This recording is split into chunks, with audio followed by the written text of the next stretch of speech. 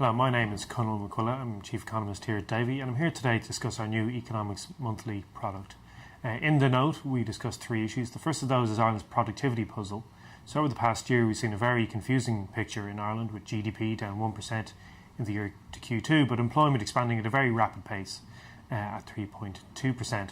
So that means Irish labour productivity is, at face value, fallen at its most rapid pace on record since 1960.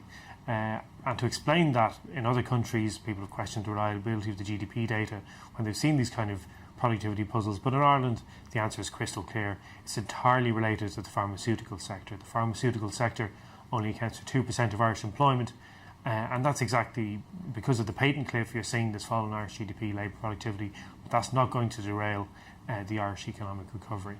Our second issue is the trade in European value stocks. So since July, the European economy has surprised investors. People are becoming more confident in the recovery, and those cheaper stocks with low price or price to earnings ratios, price to book ratios, they've actually rallied far better than the quality names that have more sustainable growth, sort of more defensive sectors.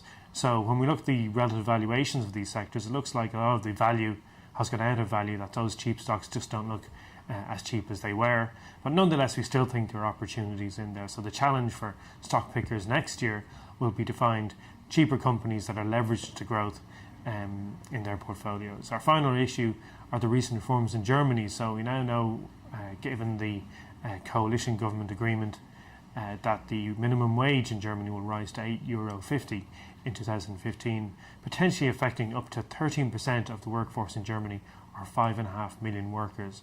That's certainly a very large increase in wages in Germany, should help to reorientate the economy more towards consumer spending and also erode Germany's competitiveness, and that should be good in terms of the euro area, helping to address those big current account imbalances that have been at the root of the euro area crisis.